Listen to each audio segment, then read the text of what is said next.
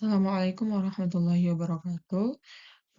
Di sini saya akan menjelaskan materi lanjutan dari persoalan transportasi, yang mana di sini tinggal satu metode lagi, yaitu metode modified distribution atau MODI. Nah, jadi MODI ini merupakan metode modifikasi dari stepping stone, yang mana menghitung sel yang kosongnya itu tidak menggunakan jalur tertutup, namun akan menggunakan perhitungan nilai baris dan juga nilai kolom. Nah, di sini ada simbol-simbol yang bakal digunakan dalam mode itu sendiri. Yang pertama, ini adalah RI. RI itu merupakan nilai untuk baris I, kemudian KJ nilai untuk kolom J, kemudian CIJ itu merupakan biaya transportasi dari sumber I ke tujuan J, kemudian ada IIJ merupakan nilai indeks perbaikan. Nah, ada pun langkah-langkahnya di antaranya. Yang pertama, menghitung nilai setiap baris dan kolom dengan ketentuan RI ditambah KJ sama dengan CIJ pada setiap sel yang terisi dengan menetapkan nilai R1 atau pada baris pertamanya itu sama dengan 0. Nah, kemudian yang kedua, menentukan semua nilai pada variabel yang sudah ditentukan. Nah, kebetulan tadi kita membuat variabel di barisnya itu R dan juga kolomnya itu K. Kemudian yang ketiga, menghitung nilai indeks perbaikan pada sel kosong dengan menggunakan rumus IIJ sama dengan CIJ dikurang RI dikurang KJ. Kemudian yang keempat ialah menerapkan proses optimalisasi seperti metode stepping stone. Nah, jadi nanti kalau kita sudah menggunakan langkah 1, 2, dan juga 3, langkah terakhirnya untuk mengoptimalisasikan tabelnya, kita akan menggunakan jalur tertutup pada metode stepping stone. Baik di sini, baik di sini akan diberikan persoalan. Tentukan biaya total minimum pada persoalan transportasi pada UD maju bersama yang sudah diperoleh solusi awal dengan metode NWC. Lakukan pengecekan dengan menggunakan metode MODI. Nah, di sini kita sudah menemukan solusi awalnya dari metode NWC. Bisa teman-teman lihat pada tabel yang sudah disajikan ini. Kemudian kita masuk ke slide berikutnya.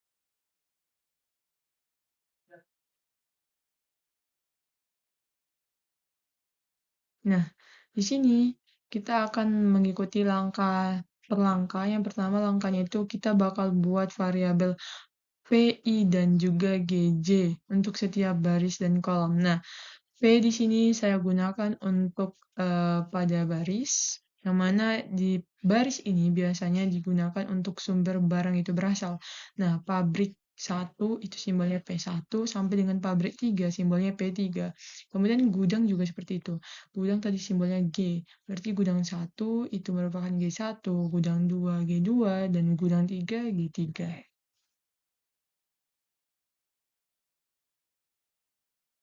Baik, langkah kedua ialah kita bakal menghitung nilai pada sel yang terisi dengan rumus CIJ sama dengan PI dikurang GJ dengan dimulai memberikan nilai sumber awalnya atau baris pertama atau disimbolkan dengan PI atau P1 sama dengan 0. Nah, di sini teman-teman bisa lihat pada tabelnya mana sel yang memiliki alokasi barang, yaitu pada baris pertama, kolom pertama, atau pabrik pertama, gudang pertama, kemudian ada di baris kedua, kolom ke-1, kemudian ada baris kedua, kolom kedua, kemudian ada di baris ketiga, kolom kedua, dan yang terakhir ada di baris ketiga, kolom ketiga.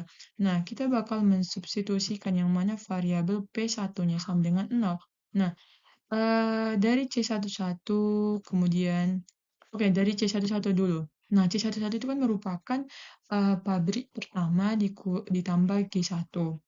Kemudian C22 ini merupakan baris kedua ditambah kolom kedua, yang mana baris kedua itu merupakan pabrik kedua, dan kolom kedua yang merupakan gudang kedua. Nah, seperti itu sampai dengan C33, yang mana C33 ini merupakan baris ketiga ditambah kolom ketiga. Baris ketiga itu ada di pabrik ketiga, dan kolom ketiga itu merupakan ada di gudang ketiga. Nah, kita substitusikan mana di persamaan setiap selnya yang mengandung nilai P1. Nah, di C11 ada P1, maka biaya pada C11 itu merupakan 8, maka 8 sama dengan 0 ditambah G1. Maka nolnya dipindah ruaskan ke kiri, jadi negatif, maka G1-nya sama dengan 8. Kemudian C22 seperti itu. Nah, C22 kita tidak dapat menemukan menghitung persamaannya terlebih dahulu dikarenakan kita baru menemukan nilai pada variabel P1 dan juga G1. Maka kita beranjak ke C21. Nah, C21 ini ada mengandung G1. Yang mana tadi G1 itu nilai variabelnya ialah 8. Maka biaya pada C21 itu ialah 4. Maka 4 sama dengan P2 ditambah 8. Maka 8 pindah posisi ke ruas kiri, maka negatif. Maka eh, C21. Mohon maaf, C21 ialah 7. Maka 7 dikurang 8 sama dengan P2. Maka P2-nya sama dengan minus 1.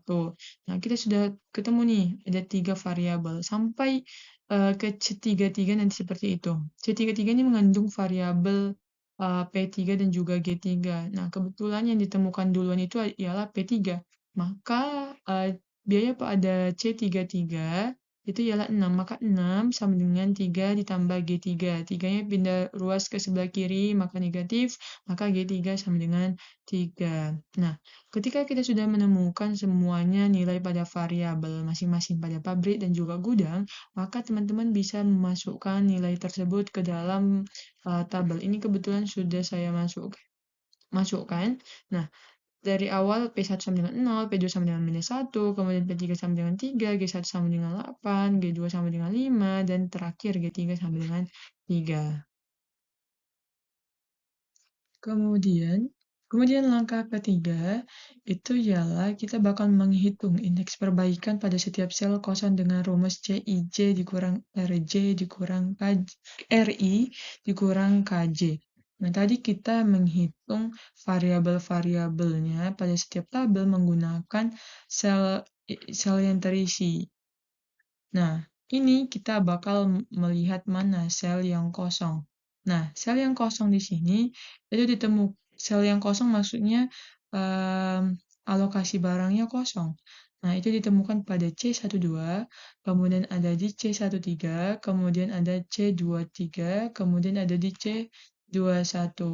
Nah, kita bakal menggunakan CIJ di sini ialah biaya pada sel baris pertama, kolom kedua. Maka 5 dikurang variabel pada baris pertama atau pabrik pertama itu ialah 0, kemudian nilai pada variabel G kedua itu ialah 5. Maka 5 dikurang 0 dikurang 5 sama dengan 0. Indeks perbaikannya 0 positif ya. Sampai dengan C31. Kalau C31 biayanya itu 4 dikurang 3 dikurang 8. Maka sama dengan minus 7. Nah, di sini dari indeks perbaikan kita mendapatkan di sini yang indeks perbaikannya yang paling negatif, yaitu terdapat pada sel C31. Oke, langkah keempat kita bakal menggunakan jalur tertutup yang terdapat pada metode stepping stone. Nah, tadi kan kita sudah mendapatkan indeks perbaikan yang paling negatif itu terdapat pada sel C31. Maka di sini sesuai dengan pernyataan jalur tertutup, ketika diawali dengan kolom pertama, maka nanti diakhiri juga dengan kolom pertama agar membentuk sebuah jalur yang tertutup. Nah, kita mulai dari C31, maka C31 positif, maka kita beranjak ke C32, kemudian ke C22, kemudian bakal ditutup ke C21. Nah, di sini teman-teman bisa perhatikan mana sel yang memuat negatif, yaitu pada negatif minus 32 dan juga negatif minus C21. Nah, dari kedua sel ini kita tentukan alokasi barangnya berapa. Nah, pada C32 atau baris ketiga kolom kedua itu alokasi barangnya 150. Kemudian alokasi barang pada baris kedua kolom pertama itu ialah 50. Nah, teman-teman bisa pilih mana alokasi barang yang paling terkecil, yaitu pada C21, yaitu alokasi barangnya ialah 50. 50 ini yang bakal kita gunain untuk menambahkan dan juga mengurangkan pada sel yang akan kita isi. Baik, selanjutnya kita akan menambahkan dan juga mengurangkan pada masing-masing sel yang akan diisi. Pada jalur C31 menggunakan alokasi barang yang sudah kita dapatkan tadi ialah 50. Nah, kita bakal buat di sini tadi C31 jalurnya C31 itu sendiri, kemudian C32, C22 dan juga C21. Nah, di sini alokasi barang pada C31 itu ialah 0 awalnya. Mohon maaf ini tabelnya sudah dibuat transportasi yang baru. Kemudian kita peroleh maka C31 sama dengan 50. Kemudian C32 itu awalannya itu alokasi barangnya 150. Maka 150 dikurang 50 dapatnya 100. Kemudian C22 itu alokasi barangnya awalnya itu ialah 350. Maka ditambahkan 50 maka jadinya 400. Sampai dengan C21 sama dengan awalan alokasi barang itu ialah 50 dikurang 50 sama dengan 0. Nah, kenapa ini ditambah, dikurang, ditambah, dikurang? Ini mengikuti jalur C31 yang kita dapatkan tadi, yang mana C31 itu sendiri adalah positif. Apabila diawali dengan positif, maka negatif, maka positif lagi, dan terakhir negatif. Oke, maka akan diperoleh tabel transportasi baru yang bisa teman-teman lihat ini, yang sudah dipaparkan.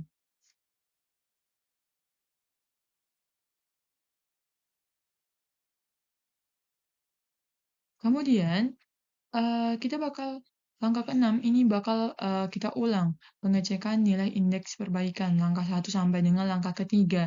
Nah, jika masih ada bernilai negatif indeks perbaikannya, maka lanjutkan sampai langkah 5. Nah, di sini saya bakal ulang dari langkah pertama, yang mana langkah pertama kita bakal menghitung nilai shelter yang terisi dengan ketentuan RI ditambah KJ sama dengan CIJ dengan nilai R1 atau sumber barangnya itu sama dengan 0.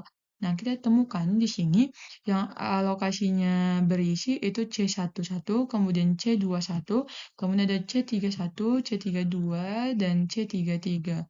Nah, kita jabarin di sini. Kalau C11 kan R1 ditambah K1.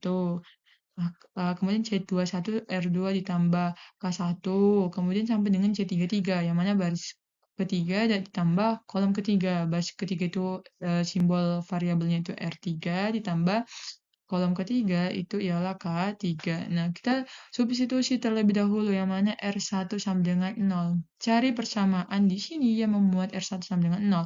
Nah, C11 ini membuat R1, maka C11 biaya pada C11 ialah 8.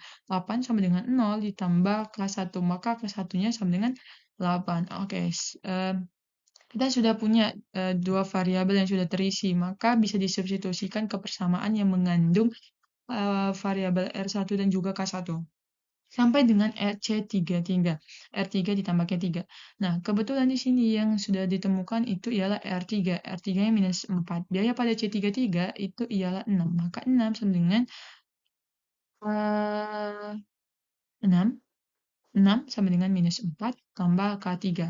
Nah, minus 4-nya pindah ruas ke kiri, maka positif, maka 6 ditambah 4 sama dengan 10, maka K3-nya sama dengan 10. Oke, kemudian lanjut angka kedua, kita bakal menentukan semua nilai R dan juga K-nya di yang di double, yang di tabel tentuin. Di sini sudah ditentuin langsung R1 yang sama dengan 0, R2 yang sama dengan minus 4, sampai dengan R3 sama dengan minus 4.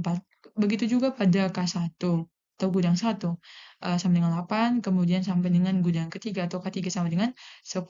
Nah, kemudian yang langkah ketiga, kita bakal menghitung nilai indeks perbaikan pada sel kosong dengan menggunakan rumus IIJ sama dengan CIJ dikurang RIJ dikurang KIJ.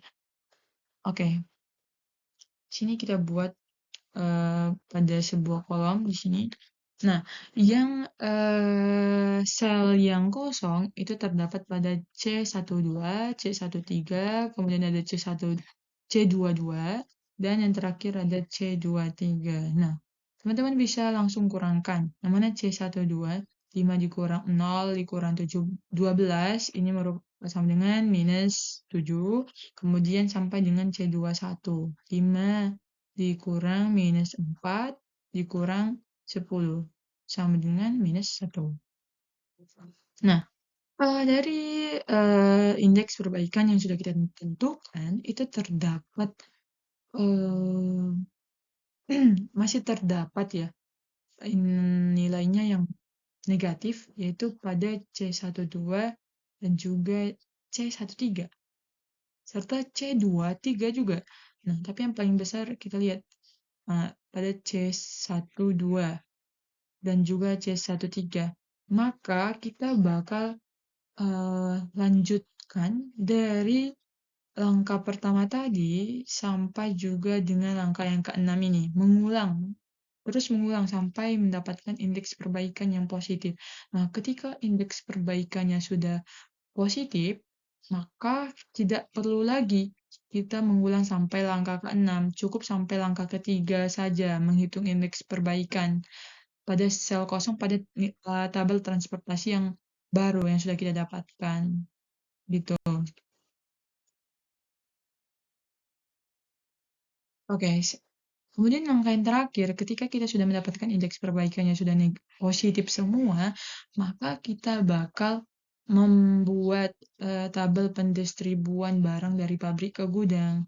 Nah, teman-teman bisa lihat di sini, kita bakal buat tabelnya. Nah, hanya pada yang pabrik dan juga gudang yang memiliki alokasi barang saja. Nah, di sini yang punya alokasi barang itu pada C12, C13, kemudian ada C22, kemudian ada di C31, dan terakhir ada di C33.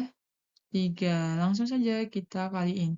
Nah, jumlah barangnya itu kan pada barang pabrik pertama itu 100. Nah, biayanya itu ialah 5, maka 100 kali 5, 500 dalam ribu rupiah. Sampai dengan pabrik ketiga, ialah jumlahnya 350, biayanya 6, maka 350 dikali 6 itu 2.100. Maka apabila ditotalkan, itu maka mendapatkan 6.550 6.550, atau dalam bentuk ribu rupiahnya ialah biaya maka di sini kesimpulannya, maka biaya total minimum untuk